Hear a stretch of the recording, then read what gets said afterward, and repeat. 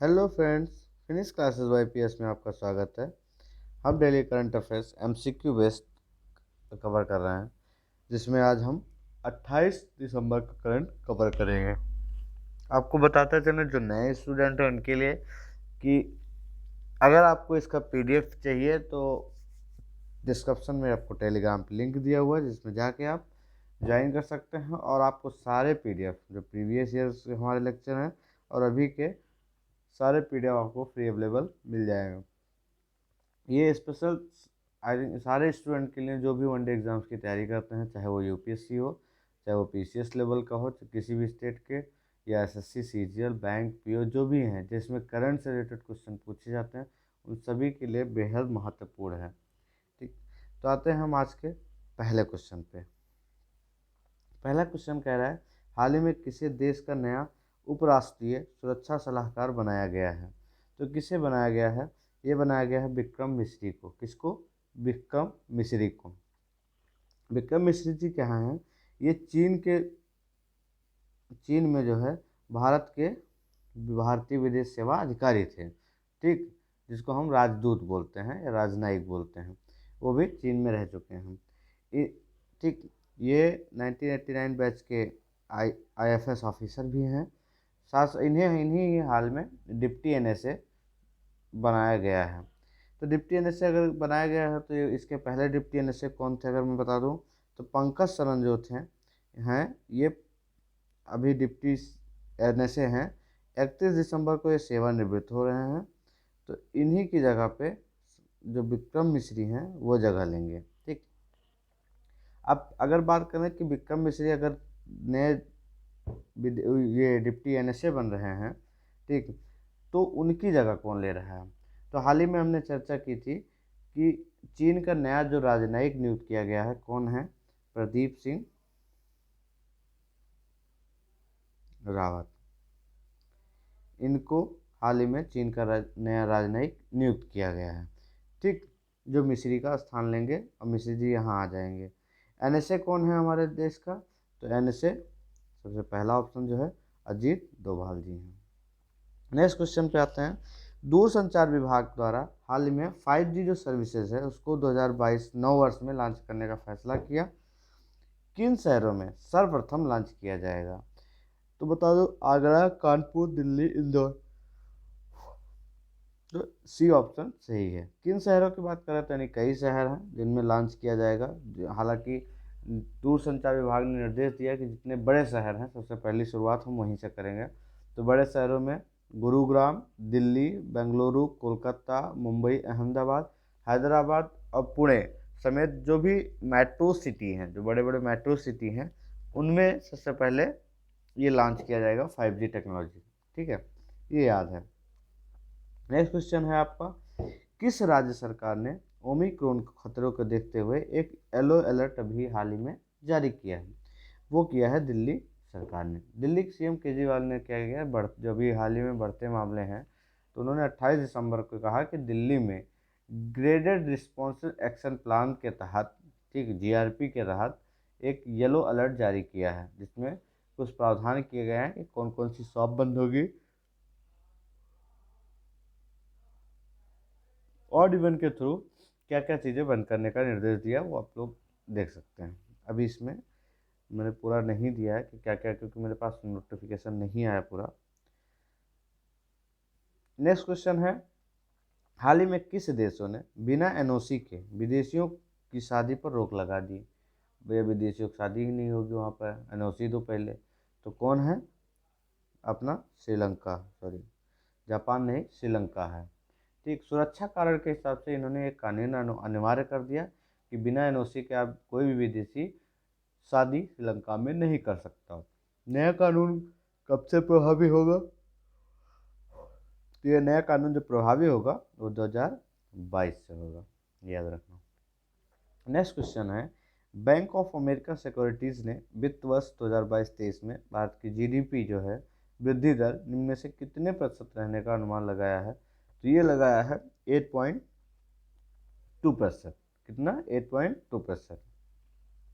Next question है, आधुनिक युग के डार्विन कहे जाने वाले अमेरिका के किस प्रकृतिवादी का जो है, जो प्रकृतिवादी हैं, उनका हाल ही में 92 वर्ष की आयु में निधन हो गया। तो ये कौन थे? ये थे इवो विल्सन। अगर इनके बारे में बताएं तो इवो विल्सन, ये आनुवंशिकी विज्ञान में इनकी रुचि ज़्यादा थी, लेकिन इन्हें प्राकृतिक इतिहास व उसके संरक्षण के लिए दुनिया के अग्रणी लोगों में इनको माना जाता है, माना जाता था।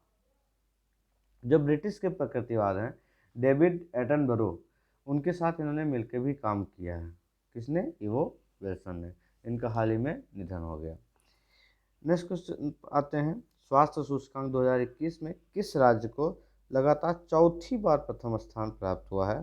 तो वो है आपका केरल राज्य। कौन सा? केरल राज्य। अगर हम सेकेंड और थर्ड की बात करें तो सेकेंड पे कौन है? तमिलनाडु। और थर्ड पे कौन है? आपका तेलंगाना। कौन?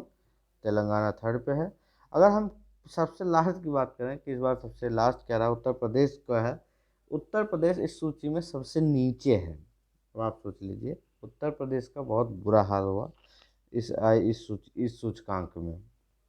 ये जारी किसके द्वारा दिया किया जाता है? तो ये नीति आयोग की एक थिंक टैंक है, ठीक, उसके द्वारा ये जारी किया जाता है। नेक्स्ट क्वेश्चन है आपका, दूरसंचार विभाग ने टेलीकॉम कंपनियों को उपभोक्ताओं के कॉल और इंटरनेट इस्तेमाल का रिकॉर्ड कितने वर्ष रखने का आदेश दिया है? तो ये दिया है 2 वर्ष। कितने? 2 वर्ष। पहले यही रिकॉर्ड कितने वर्ष रखने का था आदेश? 1 वर्ष का था, लेकिन उसको अभी हाल ही में बढ़ा दिया गया। उसको क्या कर दिया गया कि 2 वर्ष ये अब रखा जाएगा, जो भी डाटा रिकॉर्ड्स हैं कॉल के और इंटरनेट के। नेक्स्ट क्वेश्चन है, 100 स्प्रिंग्स पहल किस मंत्रालय द्वारा कार्यान्वित किया जा रहा है? तो वो है आपका जनजातीय मामलों के मंत्रालय द्वारा। किसके द्वारा? जनजातीय मामलों के मंत्रालय द्वारा। ठीक, अगर हम बात करें तो यह जनजातीय क्षेत्रों में जो पानी की कमी होती है उसको दूर करने के लिए एक यूएनडीपी की जो संयुक्त राष्ट्र विकास कार्यक्रम है उसके साथ भागीदारी करके एक 1000 स्प्रिंग्स पहल शुरुआत की है। इसमें क्या होगा, उद्देश्य जो है, जो स्वदेशी आदिवासी हैं, पहाड़ी क्षेत्रों में स्थित हैं,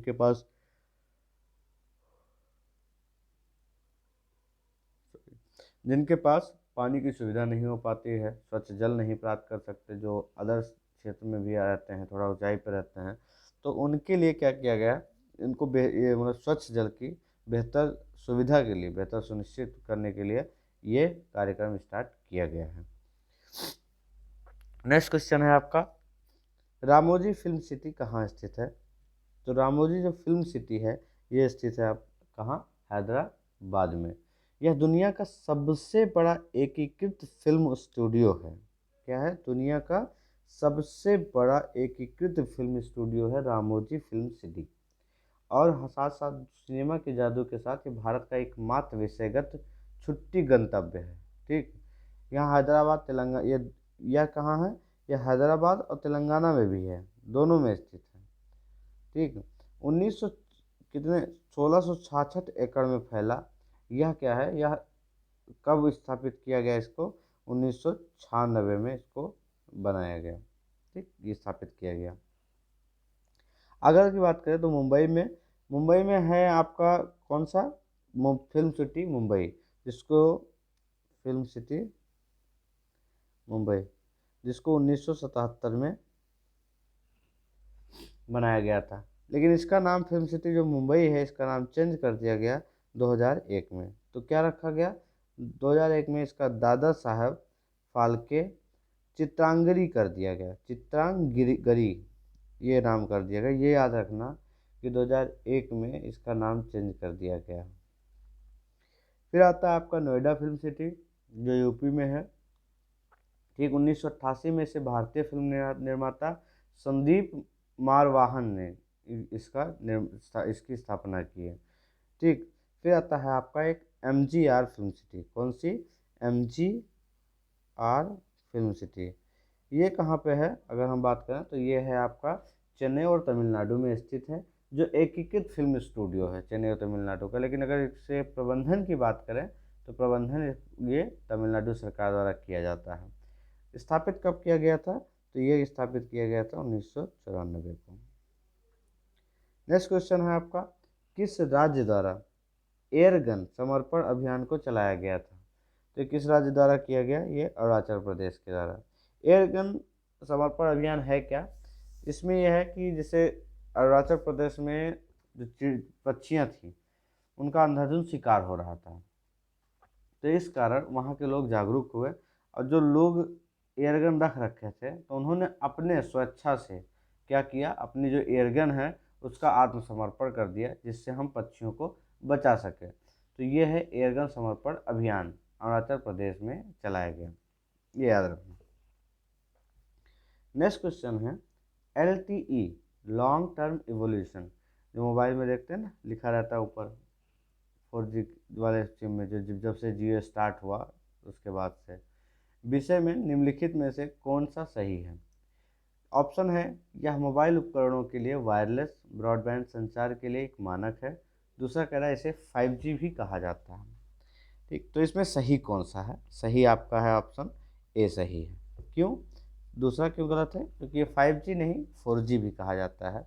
जब 4G आया, जब दूरसंचार विभाग ने रिलायंस जियो ने प्रवेश किया और 4G का समझ लो तहलका मचाया, तो उस समय क्या हुआ कि जो मोबाइल उसके बाद जितने आए वो LTE में आने लगे, कि डायरेक्ट जो वायरलेस कॉलिंग, जो उसमें फिर नेट नहीं ऑन करना पड़ता तभी कॉल हो पाती है। 3G में है तो आपका कॉल नहीं लगता था, तो वैसे सिस्टम है LTE का। तो LTE को मोबाइल संचार प्रौद्योगिकी की चौथी पीढ़ी, जिसको 4G बोलते हैं, उसके रूप में भी जाना जाता है। LTE में क्या है? जो यूनिवर्सल मोबाइल टेलीकम्युनिकेशन सिस्टम है। ठीक, अब मोबाइल संचार की तीसरी पीढ़ी में कई संवर्धन इसमें शामिल हैं, ये याद रखना। तो ये 5G नहीं 4G है, याद रखना। आज का लास्ट क्वेश्चन, केंद्र ने 30 जून 2022 तक किस वस्तु को एक आवश्यक वस्तु घोषित किया? तो इसको किया है सोया मिल को, जिसको हम सोयाबीन कहते हैं। ठीक, आज का इतना क्वेश्चन था। आपके लिए एक सूचना है कि आप सभी लोगों के लिए जो भी बिहार PCS देने जा रहे हैं उनके लिए न्यू ईयर पे एक खुशखबरी ये है कि हम जल्द से जल्द subject wise previous year question paper जो आए हैं उस पर एक लेक्चर लेके आ रहे हैं। सब्जेक्ट वाइज लेके आएंगे, उसमें साथ साथ स्पीडी जो बिहार पे स्पेशल की एक नोट्स निकाली है उस पर हम उसको फास्ट रिवीजन के तौर पर डिस्कशन करेंगे। साथ ही साथ आपका करंट अफेयर्स जो ना कि बिहार बल्कि साथ साथ MP PCS, उत्तराखंड और छत्तीसगढ़, ये चारों PCS जो होने वाले हैं उन सब के लिए कवर करेगा। तो हम घटना चक्र का जो एक साल का वार्षिकांक है उसको भी डिस्कस करेंगे साथ साथ। ठीक, तो ये 3 लेक्चर हमारे जनवरी में आने वाले हैं, और आगे की खुशखबरी अभी नहीं, वो जल्द ही एक और अच्छी खुशखबरी मिलने वाली है इस चैनल पर। Thank you so much for this. Please like subscribe comment जरूर करें। आप लोग पढ़ाइए इसको, जितना आप लोग का सहयोग हमारी मेहनत दोनों साथ में आएगी। तो आप लोग थोड़ा हेल्प करें, इसको शेयर करें, लोगों तक पहुंचाएं, लोगों को जोड़ें और कमेंट जरूर किया कीजिए। अगर कुछ भी होता है आपके मन में, कुछ भी कहीं क्वेश्चन गलत होता है तो प्लीज़ ज़रूर कमेंट करें। Thank you so much.